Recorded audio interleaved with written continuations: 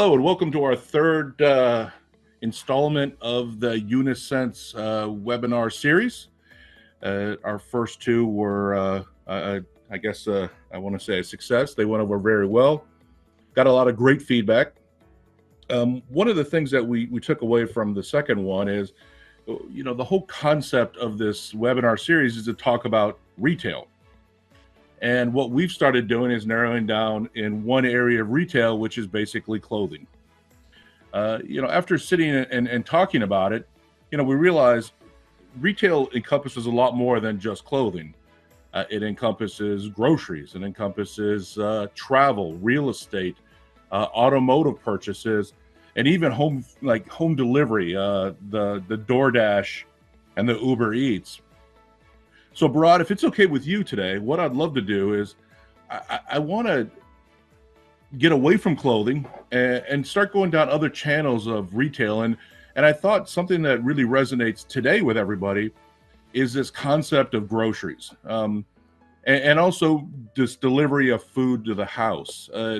If you're okay with that, let's try to narrow down on that and kind of approach it in the benefits and even the negatives of how AI is approaching both of those areas. Hey, thanks, Kevin. And a great day to everybody.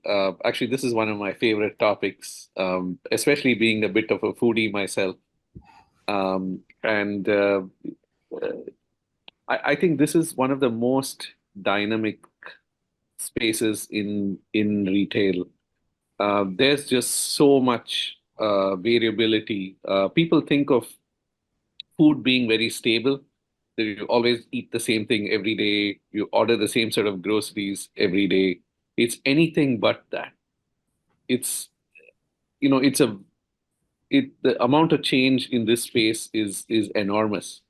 You can think about it as kind of bringing the world to your doorstep, one dish at a time. That's a great comment. That truly is, isn't it? It's definitely opened up that concept of you can have a different type of food, ethnicity, you name it, every single day, every single meal, actually. So, but before we get into that, I think, one thing that I was thinking a lot about is the concept of grocery shopping. We all are very familiar with going into the brick and mortar, Safeway, Ralph's, Kroger's, Lucky's, you name it, any of the major retail chains throughout the United States, and we grab the cart. And what do we all do? We start on aisle one and start the process of going up and down, up and down, up and down, until either we fill the cart or we've kind of checked off everything on the list. I guess the question I have for you is, I've participated not heavily, but I would say moderately in online ordering from these major grocery chains. But ironically, I do the same thing I do inside the store. I have a list and I scroll down and I buy milk, bread, cheese, Where do you see AI impacting the I guess, traditional shopping methodology and also the online shopping methodology of grocery shopping as we see it today? Yeah, I think that's a great question. I honestly feel that even after so many years of grocery online delivery and in-person retail, I think we're just beginning to scratch the surface. This may come as a shocker to a lot of people because we've been doing it from time immemorial, but we're just scratching the surface. The first thing is, again, there's just so much change in the world. There's geopolitical changes that affect the cost of commodities, and that comes directly to each of us. I bought my my favorite Kellogg cereal, which is Honey Bunches of Oats. Some days it's $5.39, some days it's $4.29, some days it's $6.59, and that makes a difference to me because it's just one of the 30 or 40 things that I buy. And so that change, it all adds up. If everything's $1 more expensive, and I'm suddenly paying $30 more just for my weekly shopping. So there's just so much change. The geopolitics affects it. People's preferences affected. The way you reach out to it, what your schedule of the week affects what you can do. Do you go to a Safeway or do you wait till the weekend, go to a farmer's market? Um, so there's just so much choice. There's just so much dynamism in that space. So AI has historically worked in the inventory and supply chain optimization in this space. Just forecasting the demand and the pricing. Now, both of these have become very dynamic because, again, there's so much change. I can probably have visibility into what's available, maybe a few weeks in advance or a few even days in advance. Weather changes, there are weather changes, and it's whether it's right or wrong, there is a lot of change in weather that impacts produce. So dynamic forecasting, demand pricing, that definitely affect things. And the part that's closest to us is as soon as I walk into a supermarket, what's kept on the side? I'm used to seeing strawberries in one place and going and picking those up, uh, but sometimes they're not there. There's seasonality, so there's other things that are held there. So it's almost like the personalized recommendations for the store. And the same thing comes to you online. Online, you have the ability to analyze my history, my preferences, my behavior, and then personalize the product recommendations. Kevin, this space is really, really rich for AI, and it's just beginning. The second thing that a lot of grocery, especially you look at the published work and what people are doing research talks about is I can predict your shopping list. Everyone thinks that they can predict the shopping list so they can automatically order that list up front. But everyone's also thinking, what's the size of the basket? So if Kevin bought 5 things that I kind of put in his shopping basket every couple of weeks, can I add one more? Can I increase the size of that cereal box? How can I increase the size of the ticket? So AI is constantly trying to figure that out. And there's at least 40 or 50 different personas of grocery shoppers, if not more. There's folks that want to try different things every time. There's folks that just want to try it and test it. I'm talking about cereal a lot, so you can see that's the first thing on my mind when I get up. There's folks that want their oatmeal first thing in the morning, and they only want the oatmeal. So there's just a whole range of people between them, based on their appetite for how much they want to spend, how much they want to be surprised. People are now even asking for recipes along with the products they're buying. The success of companies like Hungry Root is a great indication of that. So very rich space, very diverse. Um, the other area is it's a great space for chatbots and virtual AI assistants. To know, especially to know replacements. I'm not getting my favorite juice. I always buy a particular brand of orange juice. What's the closest to it? Can you suggest something? And the same thing happens when a human being is doing it on your behalf with an Instacart. So I see, chatbots, voice shopping, things like that, taking off. But one of the most hidden truths about this space is it's extremely visual. Can you imagine? I mean, do people think of grocery shopping as visual? Actually, normally they don't think about it. You think fashion apparel is visual. But I tell you, Kevin, grocery shopping is far more visual than almost any other category. Because when I'm buying something, even if it's an apple, I kind of look at it. If I'm buying, anything, grapes, the right from the quality of it, the eyes are able to discern a lot of that. Packaging is big with groceries. Whether it's I'm buying, a bottle of wine or buying, snacks, chips, what have you. The packaging is a very big part of it. So it's an extremely visual space, and this is something where there has been very little research, on the visual side of grocery shopping.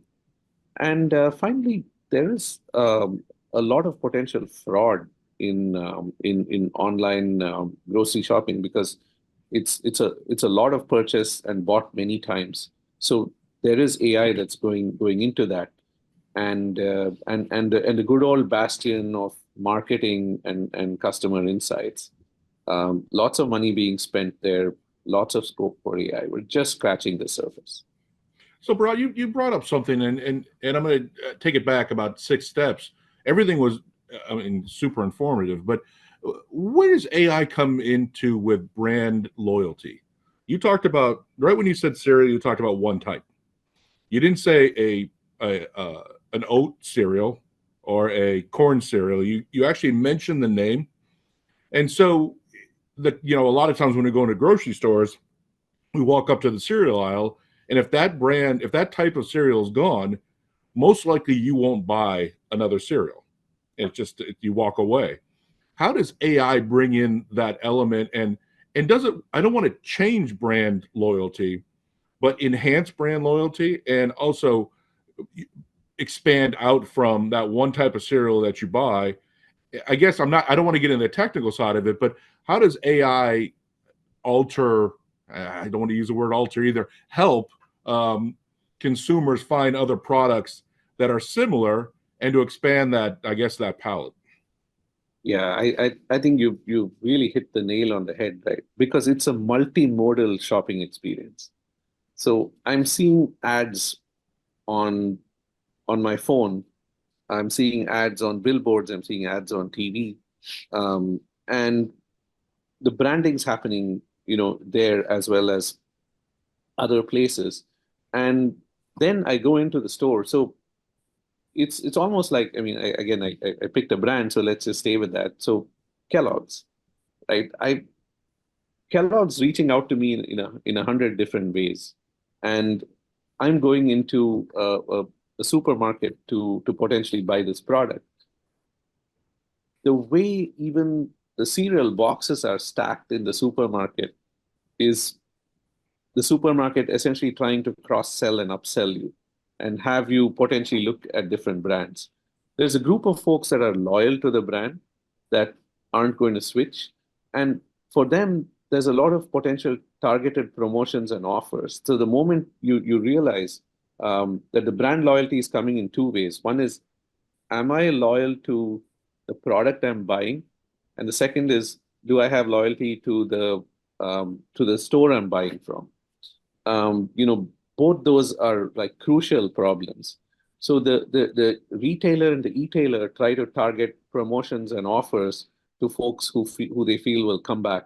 So potentially get them to log in, spend a lot of time understanding the customer. And once that happens, because there's so many items in my shopping cart, my resistance to switch is very high. The second is, can you give me a seamless experience?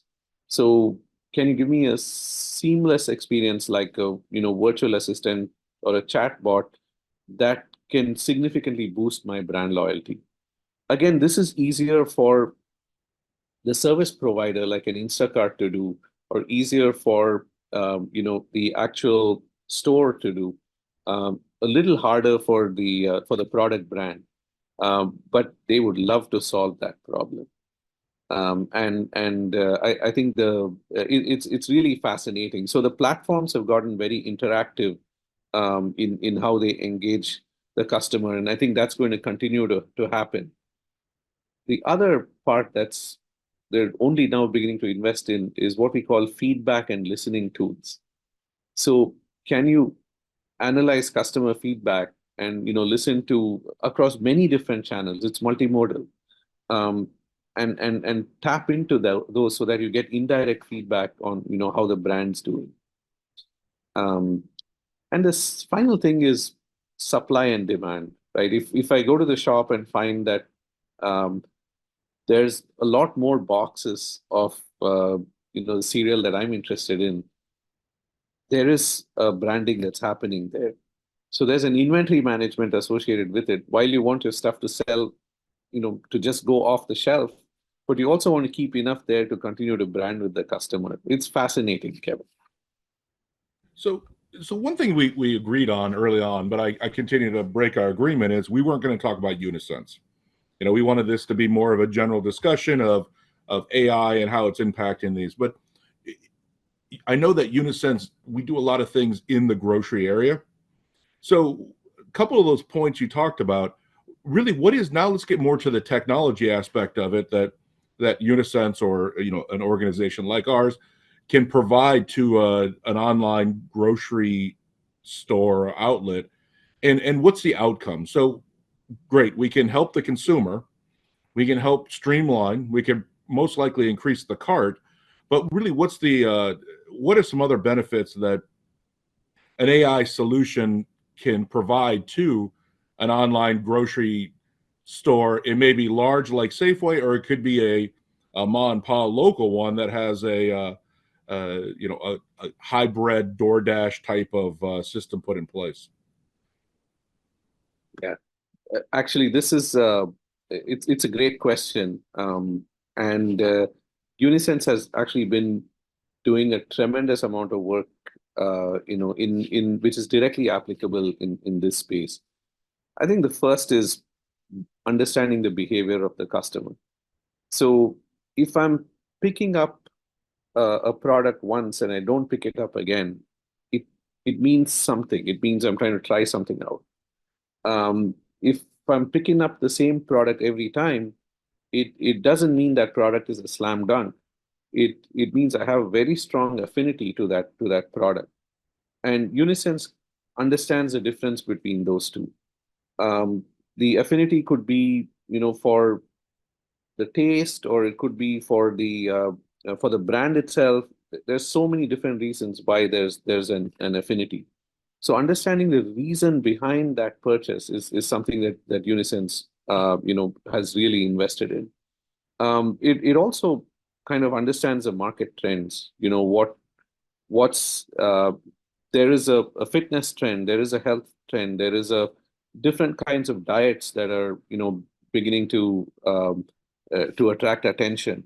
So there's a lot going on in social media for what's actually interesting from a food standpoint, and those are things that Unisense taps into. So it's definitely understanding the consumer a little better and giving the retailer very strong set of tools to deliver their offering to the customer. One thing we've got to keep in mind is, unlike a lot of the other e-commerce categories, groceries are a lot more perishable. Most of them are a lot more perishable. So making them relevant, making the retailer's inventory relevant to the consumer becomes hugely important from a timing standpoint. And that's one of the areas where Unisense has done a lot of research. And at the end of the day, it's while it may seem like a necessity, actually buying groceries is really an experience, Kevin. That's a great point. It's a great point. And you can see it. I mean, you can see it, especially when you go to I'm going to use the air quote higher end grocery stores.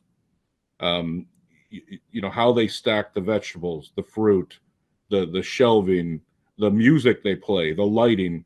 It is an experience, and I think what we're seeing is that transition to online. It's no longer just a pull down radio button.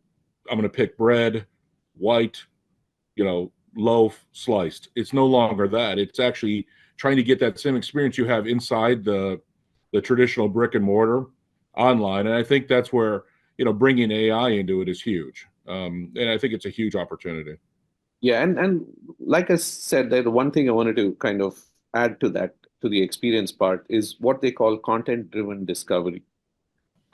This one's actually an area where, like I said, it's very visual, but also the ingredients of something are important to the consumer. So if you know the ingredients, you can actually give the consumer a chance to discover something that's beyond what they've tried, so far, and increase the pleasures of the palate. I'm glad you brought that up, because for the first two, we talked about clothing, and one thing we talked about what AI is able to do is break down the item down to material, color, buttons, length, fit, you name it. No one actually applies that to food. And when you take a product and you turn the box around or the packaging around and you read all the ingredients, I think what's unique about AI and Unisense as a whole is to take it and bring it down to the material level and what it's made of. And the famous quote that I like to use is, this tool helps me find something that I didn't even know I was looking for. And when we talk about your cereal, why do you like it? Well, one, it's loaded with sugar. I know that. So I'm sure that's why you love it. But there's also other elements that I think trigger off that palate response. And if you really start getting it down to that level, I'm glad you brought it up, because what we talked about is that holistic AI impact onto the retail, i.e. grocery experience. But now what we're looking at is bringing it down to the material and the ingredients level, no different than we talk about how the Unisense solution and AI in general in a clothing can bring it down to the material it's made of and the color. So, and then, one thing that I'm just going to continue on with this that you can look at is, what about the event? We just had the Super Bowl. Billions of people watched it. First thing you think about is chicken wings, beer, hamburgers. Now we're talking about an event and what kind of food plays into those events. And I think with AI, when we go down to even smaller events or events that don't draw a billion people, but are important to certain groups, I think that's also where the power of AI can bring into a shopping experience. What are your thoughts around that? I think that's a great point, right? Because each person. So I actually want to quote the CEO of Hungry Roots on this. He said, "Food buying is a deeply personal and deeply emotional experience." I think that captures it all. It is bringing that to each person and each group of people. If you're in a group and you want to share the French fries and the Coke and the burgers, you can actually plan that. And so the ability to understand cohorts of one, which is the individual, groups of people for particular events, very large groups of people who are actually visiting, like a Super Bowl stadium and things like that. I think that many dimensions to the AI, and that again ties back into the logistics of it. Can I deliver enough food before the event so it's available? What can I anticipate based on the needs of this population? Well, I think also one thing we talked about with clothing, and I always curve it back to what I know, is golf. And we talked about the US Open, the Masters, the British, which they call the Open now, the PGA. Each one has a different look and feel. And we're talking about what they wear. If you think about the Masters, it is in Georgia. They have a very unique menu there that most people have never had. But I think with AI and the interaction of online grocery, you can actually have your own Masters golf experience in your own house, because everything they're serving is in the grocery store. And like you said, I'm going to loop this all the way back, is now we have the recipe, the ingredients, the theme, and you can have your own Masters golf tournament or menu while you watch it. And so I think that's where it's so powerful that before you go in the grocery store, there's a stand that says avocados, salsa, big game, football, and there's a picture of a football player. Now we can have the full menu, and it's right there at your fingertips. I think AI is super powerful in that personalized experience. So I think it's also a great transition to the home delivery. The DoorDash. I'm always shocked when a company establishes a category. The classic business school model is Kleenex. Can you grab me a Kleenex? Well, you're naming a brand, but you encompass every tissue as a Kleenex, and it's the same now with food delivery. We can just get DoorDash. Well, DoorDash is a company, but we're not using DoorDash as the company. We're using it as a category.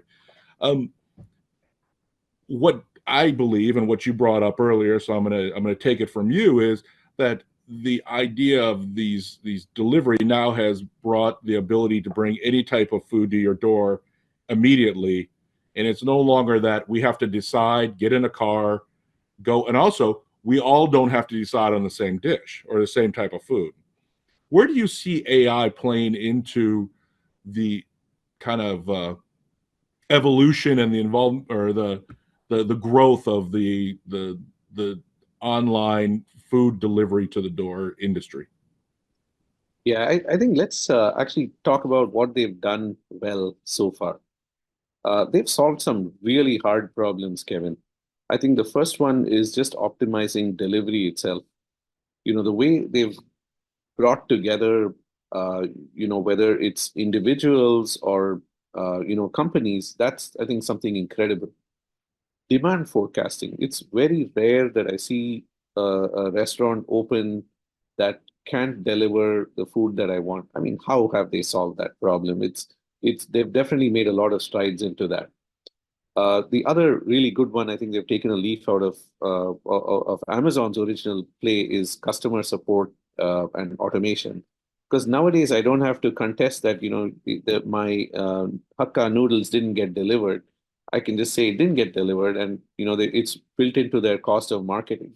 So there's definitely some things they've done well. They've also tried to do personalized recommendations well, but like I said earlier, all of these are just scratching the surface because the ground is just shifting under our feet. Um, Even today, if I go to the big players, I'm only thinking dish, Kevin. I'd eat a different burrito every day, and I'm only thinking, where can I get this dish? I'm not thinking at the level only of a restaurant. So can we go into the ingredients? Can, product discovery get a little more interesting there? And can it factor other things like if a family is ordering, can they actually pick up a set of restaurants that are near each other so that the cost of delivery isn't that high? And they're beginning to do that as well. So we don't all have to order the burrito. If somebody else can order a pizza, but it's not going to take 2 hours to reach me. So there's things like that, and I think one of the areas nobody's talked about is the cost. The price is really high right now, and people are going to kind of push back on that. But I think there's enormous scope to bring it down, to make it something that's much easier to manage and to make it absolutely essential. So I think that's an area where AI can really optimize and come up with very interesting recommendations. And one final thing, and I don't think they're thinking about this so much, is bias and fairness. And I don't mean this in a politically correct way at all, because I'm just thinking of my culinary appetite. Um, it's if 100 people are going to order a particular dish, it it doesn't mean that the other dishes are not interesting. So can AI actually take care of that, and it can increase the yield for the producers. So I think it is a very profitable thing if it can handle that. But by and large, I feel that the product discovery can significantly improve. And I think that's an area where we've been spending a lot of time at Unisense, is really making that product discovery in the home food delivery really go an order of magnitude better than where it is today. Increase that ability to choose, ability for a group to come together, increase that level of satisfaction and that understanding of um, what really makes its way to my heart through my stomach. Well, Bharat, I will be remiss if I don't bring up the story from yesterday. And so, full disclosure, you and I went to lunch yesterday. We go to the same restaurant. The gentleman recognizes us. Unfortunately, I think I order the same food. At the end, I said, next time I need to make it spicy. And the gentleman helping us said, no, next time you should eat this. And I started laughing, looking at you, going, "This is the current recommendation engine in restaurants." And of course, that you're always going to have that when you sit in a restaurant, but when you apply that to what I call DoorDash or the delivery channel, it was such an eye-opening experience, because all I was saying is I want it spicier next time. And I actually asked you, Bharat, remind me to make it spicier.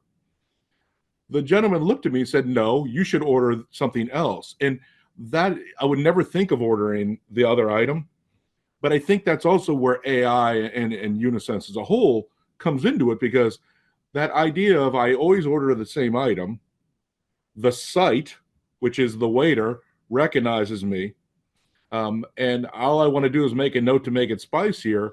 Really, where I think the power of AI and intelligence as a whole, and yes, it was the intelligence of a waiter who knows us, but the site isn't going to know me, that's not going to laugh with me, talk with me, but a true powerful recommendation engine can recommend an alternative item that is regarding not the spice, but also what I like. So I thought that was just something yesterday that I thought about all last night, because I'm laughing going, it's the modern day recommendation engine, and it's the waiter. And really and I think that's where the power of Unisense and AI comes into this online ordering element. I don't know if you still remember that from lunch, but I thought it was huge. Absolutely. And I think that's actually a great example. And I think that's also where, while Unisense helps create a better experience for the consumer, it's really a powerful tool for the retailer. Today, if I'm a small restaurant, there's nobody helping me with my menu planning. So it starts from taking care of the consumer. They've come, like we've been loyal to this restaurant. We've gone there almost once a month. Yes. And so knowing that, what else can make this customer happy? What else can make this type of customer happy, this group of customers happy? How can I expand my portfolio so that they come here more often, they bring more people, and I think that aspect of helping the retailer plan is also missing. And I think a lot could be done there as well, because many of these retailers are small mom and pop stores. And for them just to have that intelligence that's gleaned from everywhere, and then they, of course, make the final decision. So it's AI and human intuition coming together, and I think that's really where a lot of the future, even in home food delivery, is the human intuition of the consumer, the human intuition of the retailer, and the AI kind of connecting the dots. I guess the final question around this is, I promised you I was going to keep it under 30 minutes, and I'm not going to. I'm going to go a little over, because these topics are so interesting. But the optimization, something you brought up that I thought was unique is when you talk about a smaller restaurant, we call them mom and pa's, we can call them local, and they do implement the online ordering aspect of it. I think what's also unique is the ability to do the full 360 and to utilize the data and the data points off their online ordering in order to optimize their menu inside the brick and mortar. It's one of those things too, where a lot of times you'll go into a restaurant and the items are what the chef likes. Well, that doesn't mean that the consumer likes it. Where do you see AI in the data part? And this is, something true and dear to me, but the data element and providing data to the retailer, not only, of course, restaurants, but, you can apply, I guess, the answer to clothing, large, small, international. Where do you see the data from the AI element enhancing not only their online portfolio and sales numbers, but on their brick and mortar as well?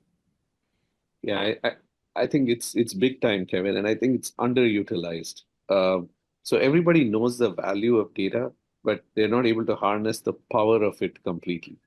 So we definitely see it, in recommendations, online recommendations. It's like you may also like is something that's very typically done and well understood. But I think very few, actually retail outlets are using this data to improve their offering.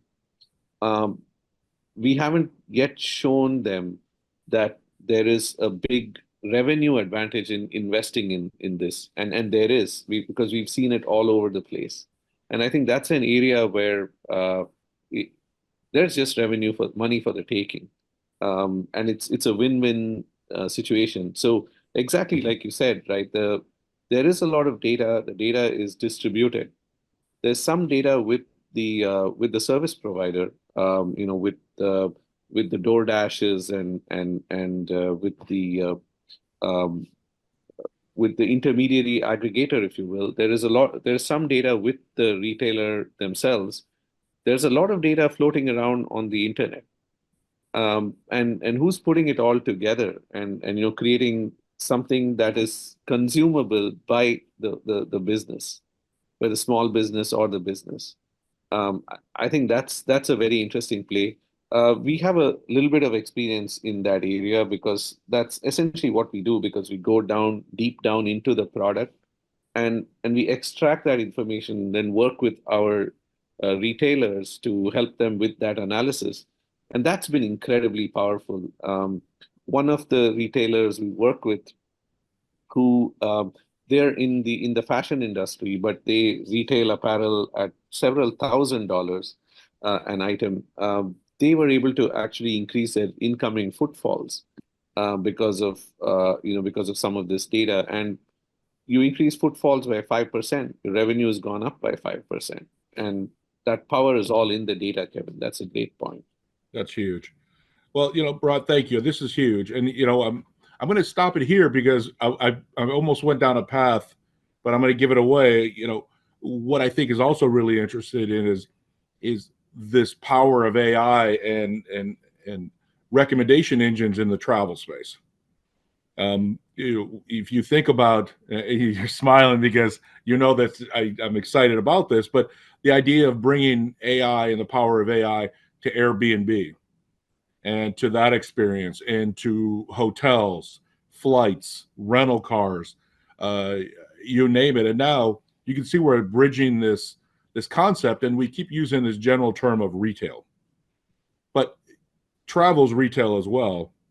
So I'm not going to let you go down the path. I know you want to, but I think that's going to be a great topic for our 4th webinar next week. And so, stay tuned. But Bharat, thank you again. We talked so much that the power went out. So, I think we need to make sure we keep the power on, the lights on. So, but I thought it went really well. And as always, I appreciate feedback. We will post this onto our Twitter and Instagram, and they are located on our website as well at unisense.tech. So please review, and any feedback. We've been receiving a lot of comments, a lot of recommendations on what we should talk about. We are always open. And Bharat, again, thank you so much, and have a great afternoon. Yeah, thanks a lot, Kevin. And it's really heartening to see the feedback and the comments. And travel and tourism is one of my favorite subjects. So that is a full topic for another day, and look forward to discussing that with you, Kevin. Perfect. I'll talk to you next week. All right. Bye-bye.